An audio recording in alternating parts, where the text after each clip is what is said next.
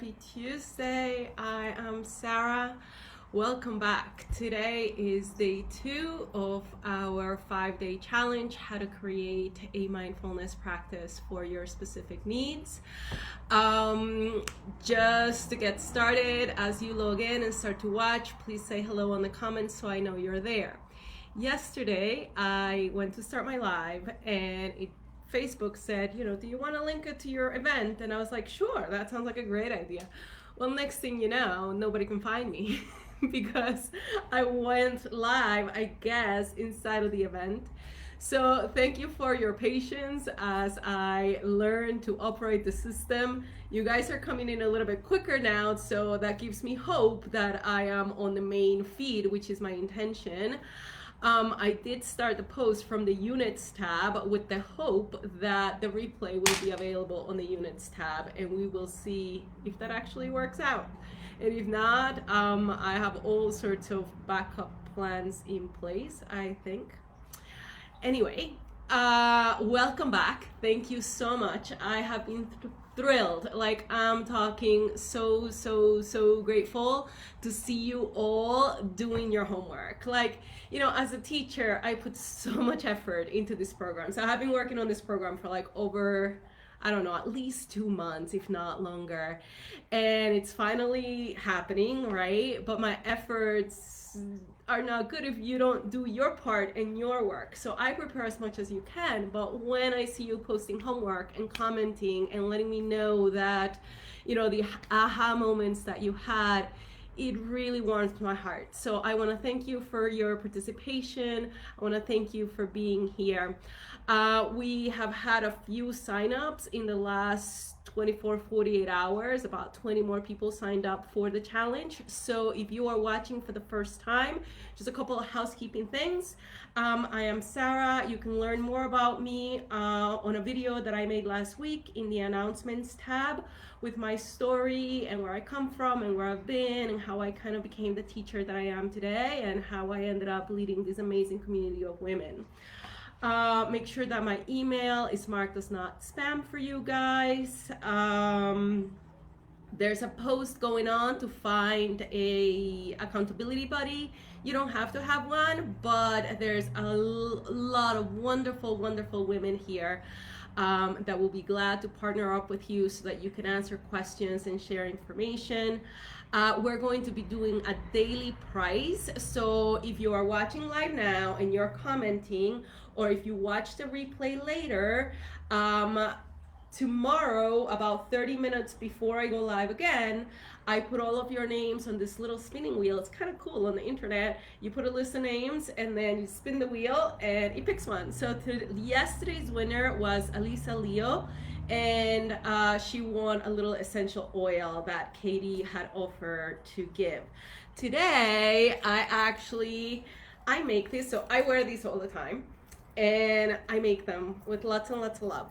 So I am going to share one of these with you. One of these little bracelets. I don't know which one because it depends on who wins. So once you win, then I'm gonna go into your profile. I'm gonna kind of get an idea and intuitively pick one for you and maybe message you and try and find like the right size for you, because like I have very skinny wrists, so my measurements sometimes I try and make them bigger so that they fit normal people with normal wrists. So that's gonna be the prize for today. And let's see. So I think that was my housekeeping that I needed to do at the beginning. As a reminder, it's a 5-day challenge. Yesterday we talked about sacred space and the importance of making space and time for yourself. Today we are talking about the mind, and it is just the most fascinating topic, and I can't wait to just dive right in. Tomorrow we are going to talk about emotions and what affects your emotions and how to manage them and how to create real sustainable emotional stability in your life. On Thursday we're going to talk about the importance of having a teacher, a community, and a systematic and enjoyable practice. And I will also share with you an opportunity to work with me going forward. I have a wonderful 90-day program. I'm going to be rolling out a super special offer for you guys if you choose to participate after this 5-day challenge. And then on Friday, we're going to talk about the obstacles that you might encounter in your path, because we're going to learn through this week how to create a practice and the kind of like the components of it, what it feels like, what the benefits are, what it entails. But then once you start practicing, there's certain obstacles that you should expect because you will encounter them. And if you know what they are and you know to expect them, then you know what you need to do to kind of get over them and keep going and stick to that commitment of honoring and respecting your spirit. So with all of that said, I like to start by doing just a quick survey. What is it that you guys find the most challenging when you try to meditate? Like, where does your mind go and how do you feel about it? So, let's say that the mind is a little bit hyper for the day and you're thinking of all of these problems in the future and the past, or rehashing, memories and things like that. What is your emotional reaction to the activity of the mind? Do you get frustrated? Do you get impatient? Do you just kind of just throw out towel and say, this meditating is just like, what's the point? I can't get my mind to be quiet. Where are you at right now? Like, if you try and sit and meditate, what happens? What are your struggles? How do you feel? So let me start with that and give you just a few moments to kind of see if you can put some thoughts together. I know this is like an interesting, kind of hard to answer question, but that is the exercise in and of itself. So like, I want awareness as of what is going on. So let's see.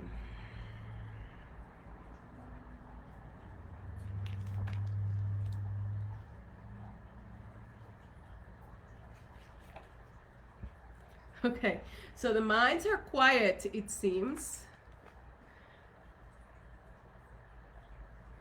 Okay, so why don't you make it a priority if it feels so good? That's a good question. It depends on the day, but sometimes I feel overwhelmed. Yes, try to observe, not engage with it, return to the breath. Good, this is very helpful. Monkey mind, I get irritated. I know I can expect that for at least first 5 minutes and then it gets better. Sometimes it does, and sometimes you might like settle in and you're quiet, and then as you stay, the mind gets bored and begins to like monkey mind again. A little frustrated because the mind starts wondering about thinking of all the things that you have to do. Yes. Yes, I'm aware of that too. How to stop from getting distracted from my thoughts and what I need to do for that day, etc. Yes, wonderful. Thank you so much for the feedback. So the first thing, and you might want to write this down because, let me see if I put it on the workbook. Yes, that's the first question. So if you haven't downloaded it, you should have a workbook that has like 5 pages or so. It's on the units up above. It is also being emailed to you. I try to put it like everywhere so that you can find it easily. So on day 2, you could write the functions of the mind, or just on a little piece of paper. You don't have to have the workbook. The first one is to remember. Okay, we need to remember who we are, where we come from, where we parked our car. We need to remember our life experiences. We need to remember a lot of things. The problem with memory is when we get stuck in the thoughts of the past that are no longer productive.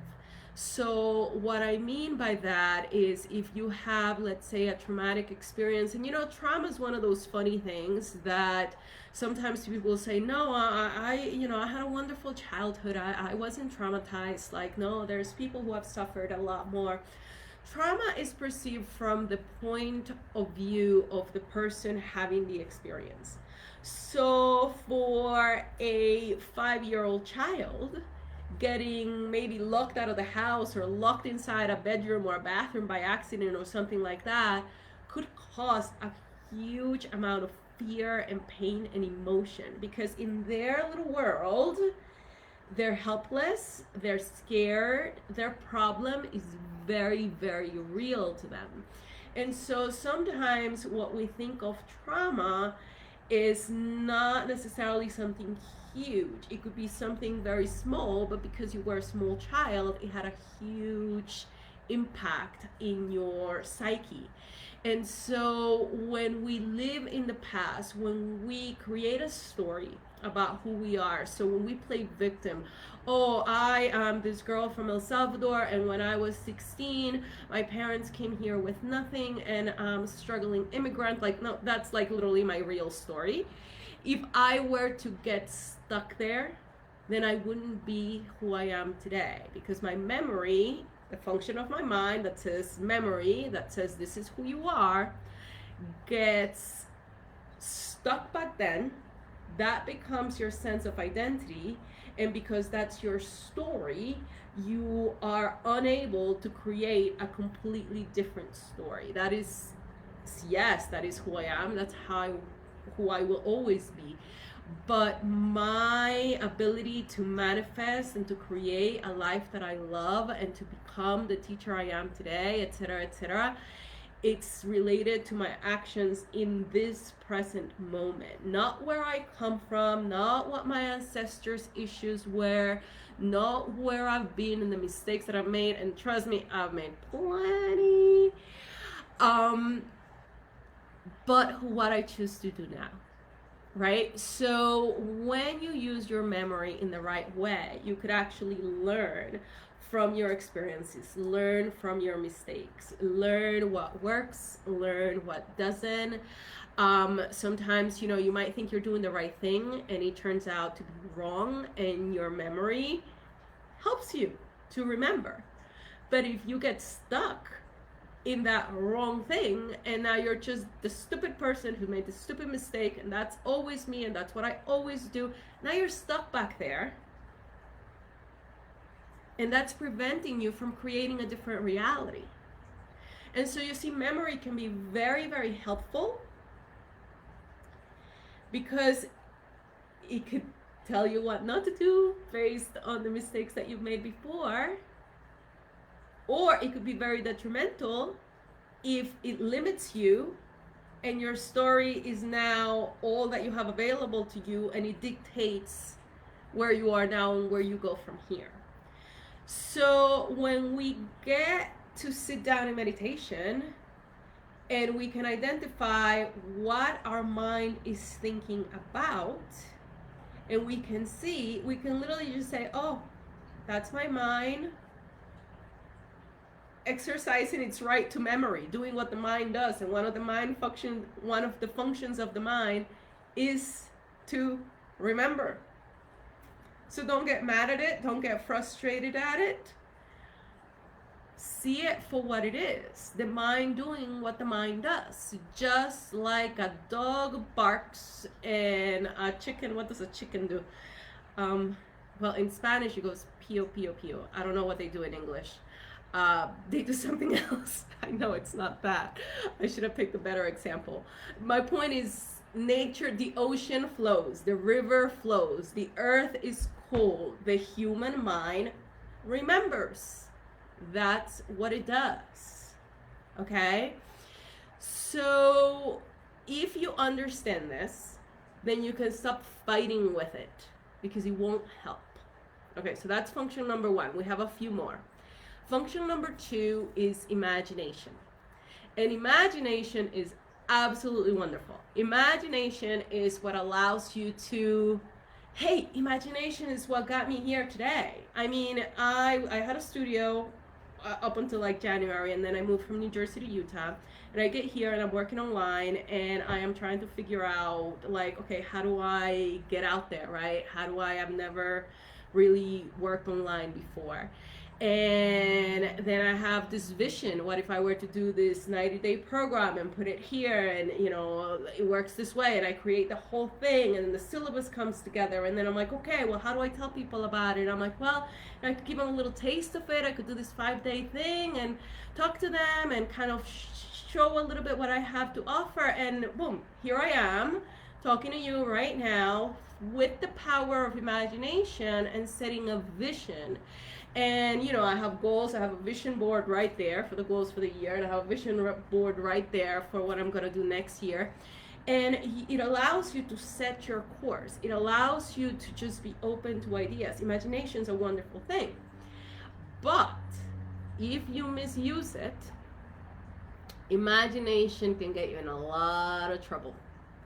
If you, oh my God, how am I going to pay the bills? What if I can't pay the bills? And what if I lose my job? And what if I get into an accident? And what if and you go bananas with worry?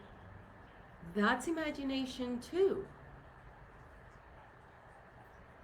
And chicken's clock. Yes, thank you. That's imagination too. If you are worried with all sorts of imaginary issues and problems in your head, if you walk into a room and you are expecting, whomever's in there to be in a bad mood, that's your imagination. They might be in a bad mood, they might not be in a bad mood, but you are expecting it, and because your imagination is expecting something, guess what? That's what you're gonna get. It's not personal, it's just karma. It's just energy. And in a second, I'm going to talk about why it is so important that we train the mind, because our thoughts create our emotions, which create our energy, which creates our reality. We're basically like movie projectors.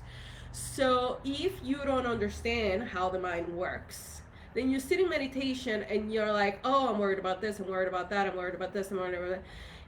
And now you're sick with worry, and now you're frustrated at your mind, and you don't want to sit, because the minute you sit, you gotta face this stuff.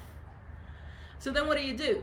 You find stuff to do. Ooh, I gotta clean the closet, and I gotta go do this, and I gotta make this phone call, and let me go on Facebook, and let me check, and let me do this, and let me do that. And you keep yourself distracted.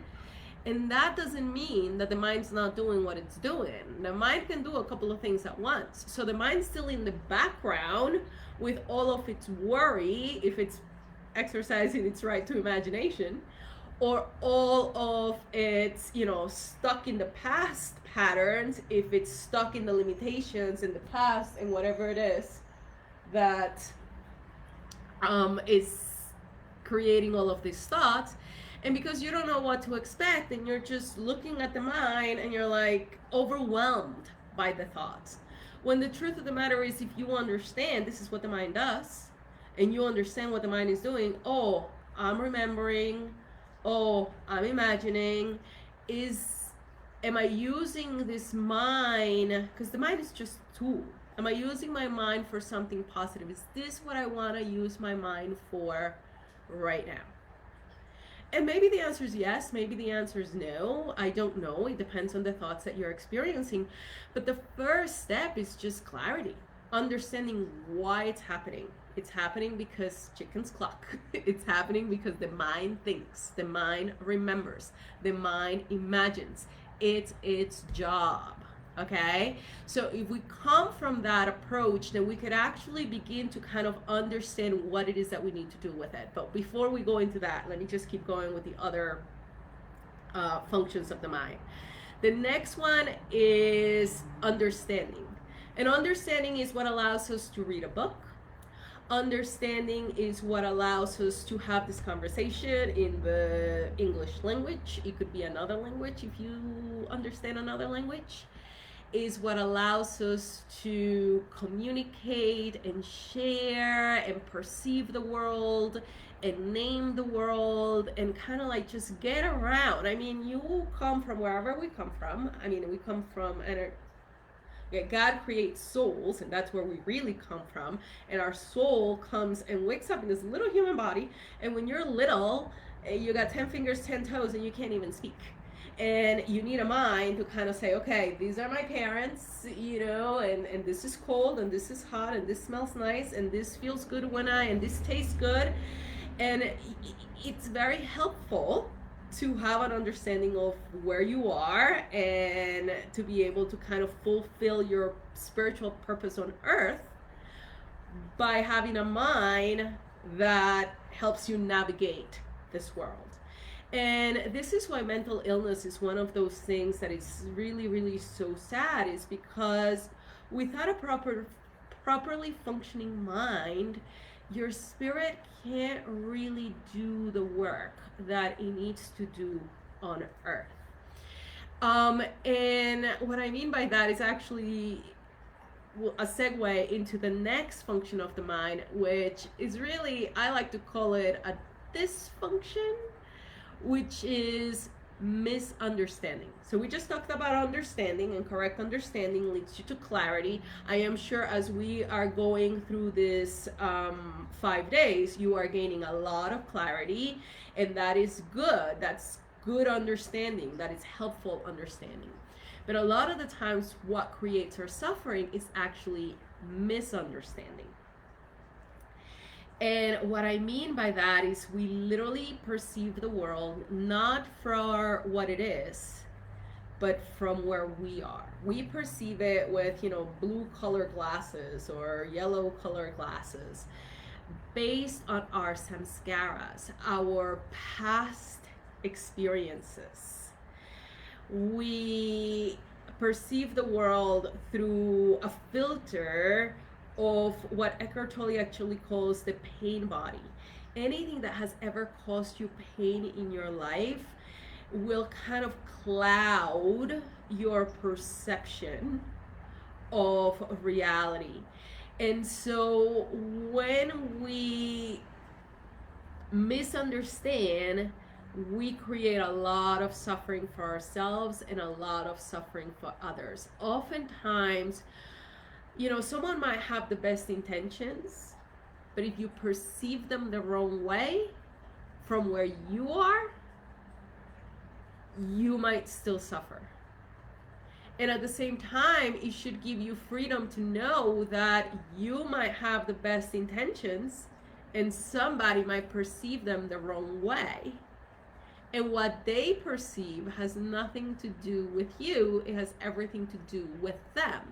And the reason that misunderstanding is happening is because of prior scars and past experiences and pain that you or them have experienced that then clouds your judgment, makes you see reality through certain filters, and now you literally misunderstand. And so every time, according to yoga philosophy, every time that you are suffering, and we can talk about the symptoms of suffering in a moment, it is because you have misunderstood. If you had clarity, you wouldn't be suffering. And that is probably the most powerful thing that I feel I give my students. It's an unbelievable amount of clarity. I'm working with them and I literally see their shoulders just relax. And and if you work with me and you've had that experience, go ahead and put a little emoji in the comments, because it's something that I really can't explain. It's something that you have to experience in order to it's literally like the light bulb goes off and all of a sudden you just see. And what had been creating your suffering in the past is no longer, it's no longer a problem. You have no idea how many times I have students come to me and say, well, nothing has changed really. I mean, the same problems that I used to have are technically the same problems I still have. The difference is they don't bother me no more. And I don't know why. And I don't know how, but not a problem no more. Why? Because your pain body has been healed. Your glasses have been wiped and clear. And now you can see from a place of love and light and gratitude. It's just undescribable. Okay, so know this: anytime that you are suffering from stress, anxiety, depression, sadness, anything that's causing you pain physically, mentally, emotionally, is coming from a place of misunderstanding. And so what you need is you need someone to help you clear things up, and that could be anyone. It could be a psychologist, a psychiatrist, a priest, a rabbi, a yoga teacher. I mean, it doesn't matter, but a lot of the times what happens is you are in your bubble, and because you're in your bubble, that is literally all you see. And it doesn't matter how hard you try, all you know is that you're suffering. And you're suffering because you've misunderstood, but you don't know what the right understanding is, because the only point of reference that you have is what you've got. That's it. That is the point of reference that was given to you by your ancestors, and the ancestors before them, and the ancestors before them, and the ones before them. And I saw a thing, Facebook is funny, because again, I didn't used to be on it, but now I'm on it because I want to meet you guys, and I'm doing all of this. And the other day I saw a post that said, you know, there's you, and then there's 2 parents, which is 4 grandparents, which is 8 great grandparents, which is 16, you know, great grandparents, which is 32, etc., etc. And in a matter of 9 lines, it was like 2,000 people, 2,000 ancestors or something. And as an energy person and as a spiritual teacher, I kind of looked at that and I went, wow, no wonder it is so darn difficult to turn this Linky around, because you have 2,000 ancestors and all of that momentum flowing through your energy body, and you're trying to go the other way and tell your mind to no, don't think this way, think that way. But the mind has all of those imprints, all of those samskaras, all of those Akashic records, whatever you want to call it. There's plenty of names for them that say, no, this is how you perceive the world, this is the way things are, and this is who you are, and this is what's available to you, and this is the only direction that you can go into. So misunderstanding is real. It's very, very real. And in order to heal it, that is the whole reason. So there's the second bullet on how the mind works on your worksheet. Is the goal of training your mind is to gain clarity. Because when you gain clarity and you stop misunderstanding, you stop suffering. And that is the biggest, greatest, most wonderful, precious gift of them all. And that leads to true freedom, because when you have clarity and you understand that all of this momentum is driving you in a certain direction, and you can see now, you can stop right there. And you can slow down and you can say, okay, no, we're gonna go this way now. That is true freedom. The freedom of self-mastery, of knowing with your memory where you have been, where you are now, and having the choice of not continuously and unconsciously repeating the same negative patterns that got you to the suffering that you're experiencing right now. If you have that clear understanding of what is creating your reality, then here and now you can go and change directions, and that is true freedom.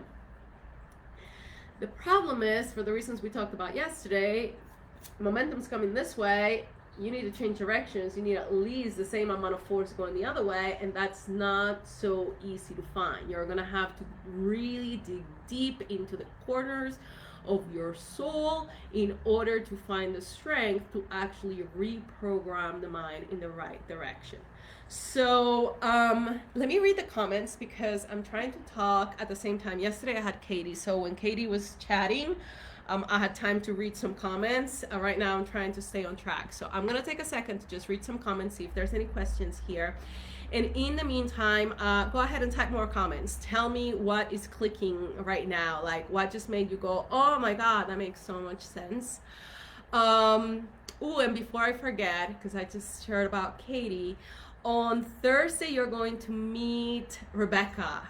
Rebecca is a level 3 student and she's been working with me for about 5 years, and she's going to be with us on Thursday. And on Friday, you're going to meet Lizette, who is leading the gentle chair yoga class for the 90-day program. And so Lizette's also been with me for a while. She's a level 1 teacher and she's absolutely amazing. So I just wanna, I'll have company. But for today and tomorrow, you get me. And so I just need a second to read the comments.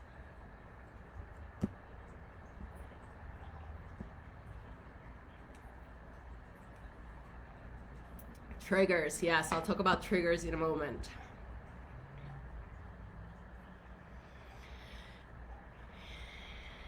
Loss pain, as in losing someone you love, Henriette?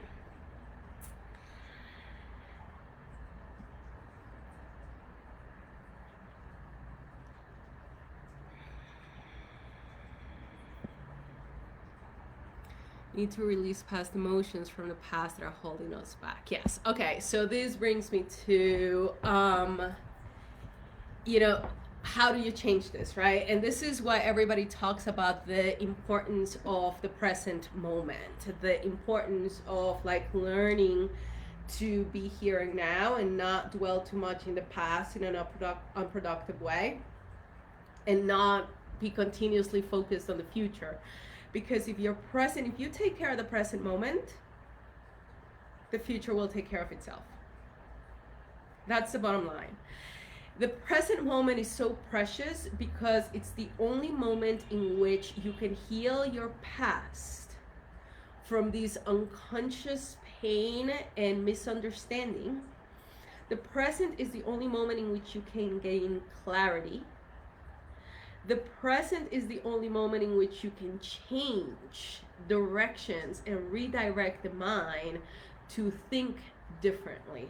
Okay, so the answer is yes. In regards to loss of a loved one, that is one of the hardest things that anybody ever really has to go through.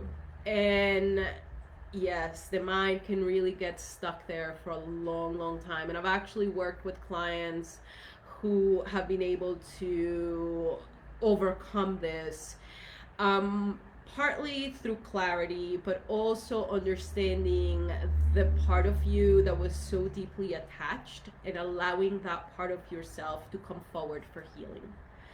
Because, we cannot explain. And, I had my sister actually when she was very young, when we were very young in our 20s, early 20s, her first husband passed away in a car accident, like suddenly, and it was a huge shock to all of us. And I remember like trying to just understand. It's like, how do you understand? I mean, sometimes if you're dealing with death at the end of life and someone has lived a good life and they die in their 70s, 80s, 90s, that is just a normal part of life.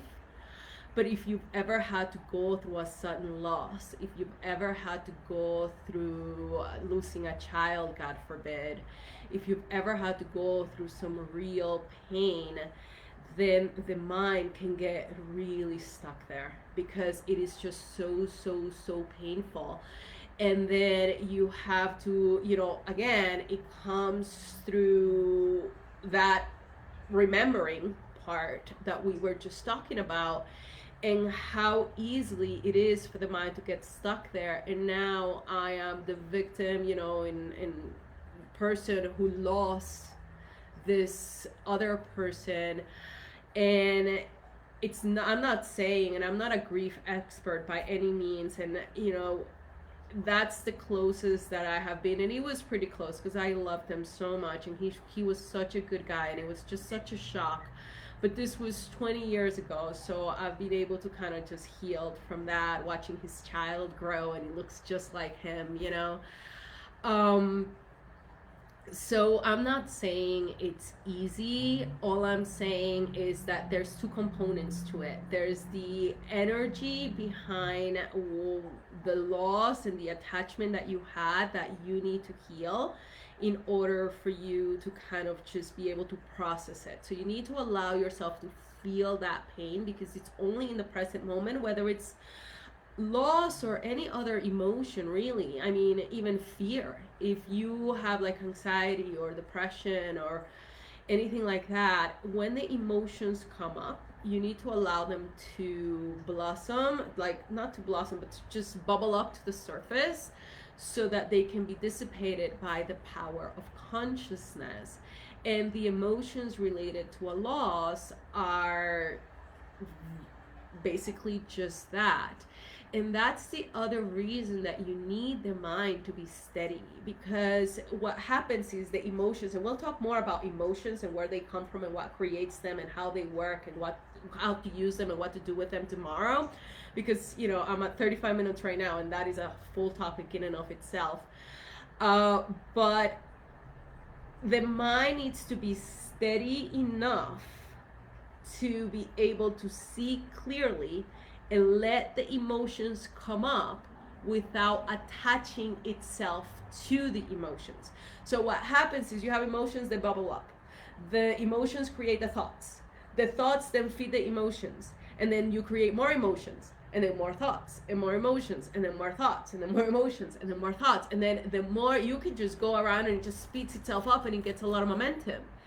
If you can stop the mind and say, no, this is a feeling, this is an emotion, and again, we'll work on that tomorrow, but you can keep your mind steady and see clearly without misunderstanding and without projecting the energy of the emotion into thoughts, which then create words, which then create actions, which then create habits, which then create your sense of identity and who you are, etc., right?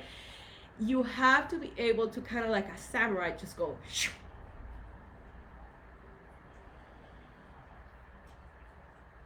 and come back to your breath. So as fast as I can talk, can you imagine? This is as fast as I talk, and you imagine how fast I think, right? You have mastery doesn't mean that your mind doesn't think. As a matter of fact, I saw a post the other day with a picture that said, being awake and being on a spiritual path doesn't necessarily mean that you're like in a cave all zen and mellow, just meditating all day. It means that you are on fire. And the reason you're on fire, and the reason that, you feel that fire coming from me whenever you talk to me and I'm having like this chat, it's so inspiring and stuff, is because my mind is steady. I know what my intentions are. I know what I want to talk about. I know how to kind of like grab your attention and help you with my strong mind. It's called chitta. In Sanskrit, it's called chitta. Kind of help you line up your mind to that same place and zeal and focus and determination and intention. That's what a teacher does.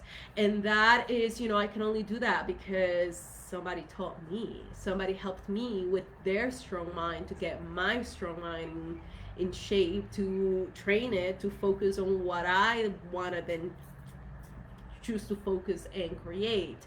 And that's necessary until it's no longer necessary. At some point, you have enough clarity in your system to be your own guide, your own teacher, to see your own dysfunction and the dysfunction in others from a place of love and compassion and deep understanding, to where it doesn't matter how crazy somebody might be acting or what they might be saying.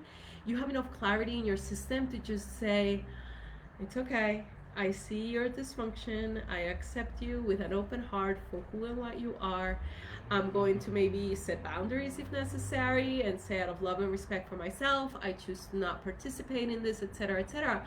But it's all coming from this place of clarity and of having a mind that's steady enough to where when you get triggered, like somebody said a few comments above, you get triggered and now you have a blinking light and you're like, I'm triggered, and you use your beautiful mind to go into that feeling and understand clearly, with a little bit of luck, what it is that triggered you. And then from that place of just consciousness and mental stability and clarity, the emotion can kind of begin to dissipate, and then you can take the right action instead of, if you don't have a steady mind, somebody triggers you, creates an emotion, an energy, a feeling, and your mind hooks. It goes, starts pointing fingers, thinking that everything is everybody else's fault but yours. And it avoids, rationalizes, defends. It spends a huge, like, painful amount of energy trying to justify and make excuses and defenses as to why you're right and why this person has wronged you, and why you have the right to be upset and you have the right to be sad, and how they hurt you and how much, and it's their fault and I'm a victim, and whatever it is the mind gets hooked onto, and then it just creates more pain and suffering. Okay, so watch your triggers. Notice what it is that triggers you. And whenever you do get triggered, I mean, my goal as a teacher is to get you to the point where you see something being triggered and you take a deep breath and you begin to journal and you allow yourself to feel and you bring the power of consciousness to it and you open your heart to whatever that is and whatever is there until it dissipates. And we do that again and again and again and again. And now, here's another thing that this link is good for. When you go around and you get a lesson and you go all the way around, the universe goes, great. Here's another lesson and another lesson and another lesson and another lesson. And every time you think you're there, I mean, this linky has a finite amount of layers, thank God. Our human energy system doesn't. It has an infinite amount of layers. So every time that you have something trigger you and something comes up from within, it's just one layer. And with the power of consciousness here and now, you can heal that layer. And the stronger you get, actually, the more layers will come up. The difference is, instead of looking at the layers with fear, with aversion, with denial, with not wanting to face them, with your mind hooking into them in dysfunctional ways, you look at the layers and you go, hello. Inhale. Exhale. Okay. And you begin to do the work. And that's really the only difference between a spiritual person and a non-spiritual person. A spiritual person is constantly looking at the challenges in life and saying, what can I learn from it? What is it symbolically trying to tell me? What have I missed? Where can I look? What can I improve? How can I transform? What can I change? And you have that seat of responsibility, versus a non-spiritual person sees something coming your way and begins to just lash back out, and try and just avoid or defend or fight or flight or whatever it is that they choose to do. So for today's action step, okay, you're gonna sit on your little sacred space that you created yesterday with a notebook or a journal or a piece of paper if you don't have one, and you're going to journal about what you observe in your mind. And you're gonna sit and you're gonna see your thoughts. And I don't want you to try and quiet your mind. Just for today, the goal is not to make your mind be quiet. Just for today, the goal is to observe and let your mind naturally think. You might be processing, understanding, the events of the day. You might be remembering. You might be imagining. You might be maybe realizing things that you might have misunderstood, right? So the functions of the mind are imagine, remember, understanding, misunderstanding, and actually sleep is the fifth one. But don't go to sleep while you do this exercise. Focus on the other four that you do while you're awake. And I want you to see where your mind is at. So this is an awareness exercise. You will see the difference. And if you're comfortable, some people are introverts, some people are extroverts. So if you're comfortable sharing, I want you to say, I sat for 7 minutes today and I noticed I live in the past. I sat for 7 minutes today and I noticed I'm always worried about the future.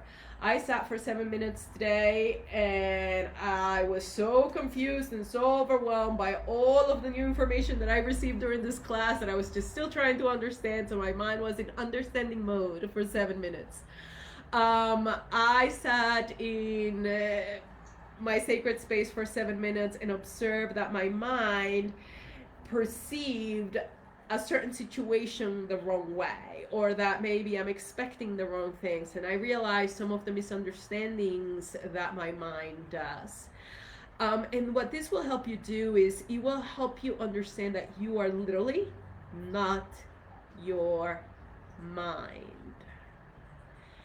And well, who am I? I am, therefore I think. Or I think, therefore I am.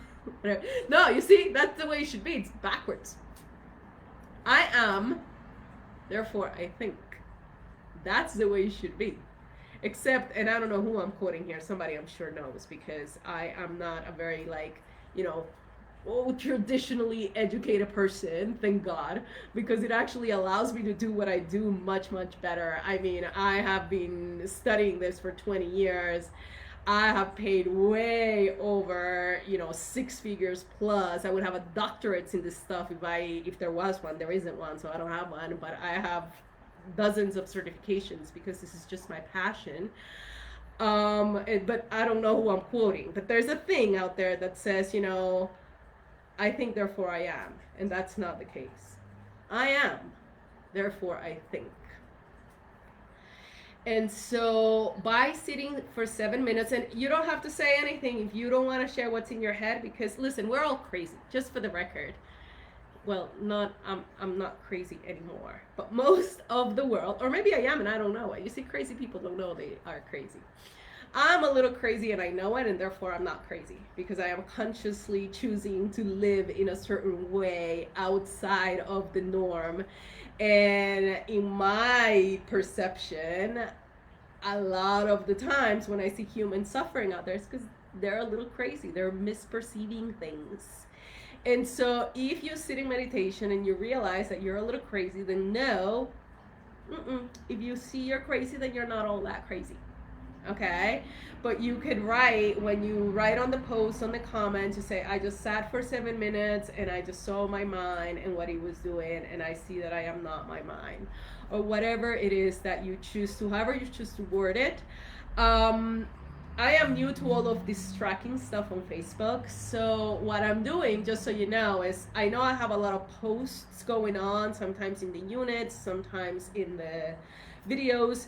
Whoever comments, they just go on the list. Whoever says replay, whoever does their homework, whoever's commenting right now on the live, they're just going on the list for the raffle, so that it's easy for you and it's easy for me. So don't worry too much about where exactly to comment. Just make sure that you do and say, I did my homework and this is what, you see, somebody knows. Descartes, I can even say it. I'm crazy, it's been voted on, yes. Anyway, we're going on almost 15 minutes now, so I'm just gonna wrap things up. If there's any questions that you still have about what I just said, or clarity about your homework, let me know. I'm just gonna take a second here to read the comments and see where we're at.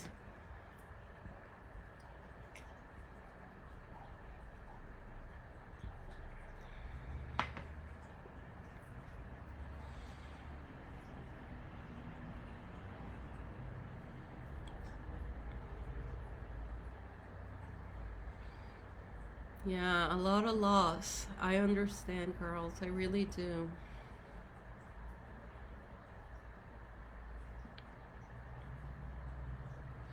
Working on seeing the trigger before it's triggered. Yes. First, you see the trigger after the fact. You kind of blow your lid and then you're like, oh shoot, what did I just do?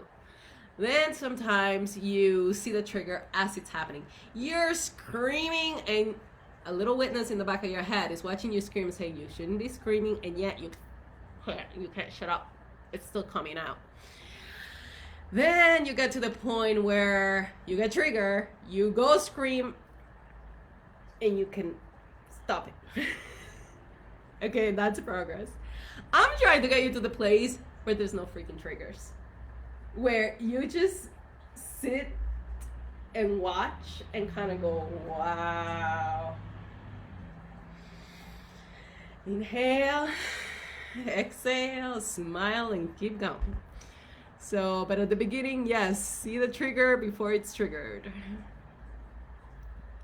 What's the homework to do? To sit for 7 minutes and write and say, I sat today and I observed my mind for 7 minutes.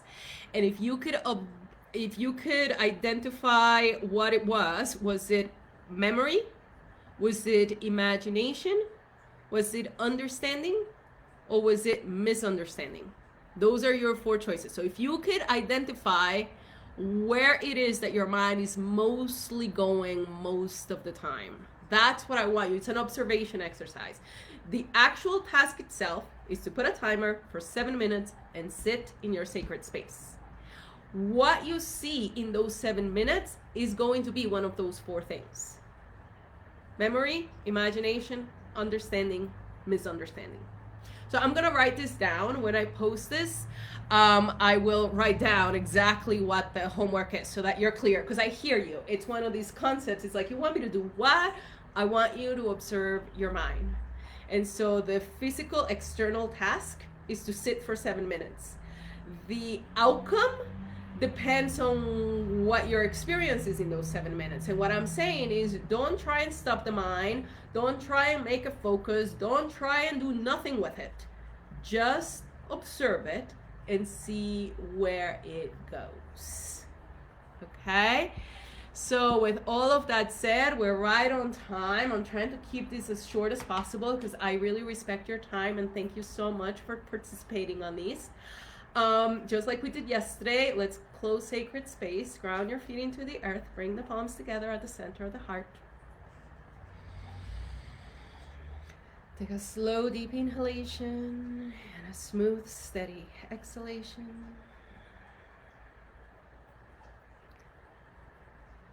Feeling through your 5 senses, the world around you, what you hear, what you smell, what you taste, what you feel. Trying not to name it, but instead just use the power of presence.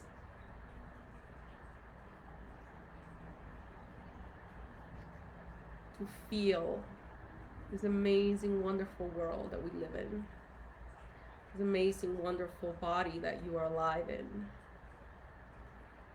And maybe for just a second, your mind is quiet.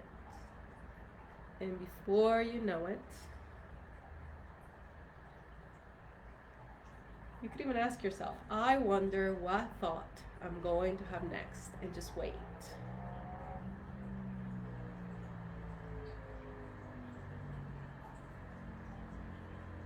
And sooner or later, the mind will begin to remember, imagine, try to understand the world around you through the 5 senses, or begin to misunderstand something that's happening. Why? Because that's what the mind does, just like chickens cluck. So again, my goal for the 5 days is to get you to a place of understanding so that you can create a sustainable mindfulness practice. And for today, your task is to just observe. We'll talk about the techniques and all of that later this week, but for today, I want you to just observe, sit for 7 minutes, and see if you can identify which of these 4 functions your mind is constantly on. Thank you so much for watching. Namaste. Have a wonderful afternoon, everybody. I'm gonna log off now. It's always kind of hard. Say bye as you log off, because sometimes I'm like sitting here and you don't say bye, and I just log off and I feel like I leave you there just hanging out in cyberspace and I just disappear. So if you say bye as you log off, then I know and I get to say bye too. Thank you so much. You guys have a wonderful afternoon. I will see you soon.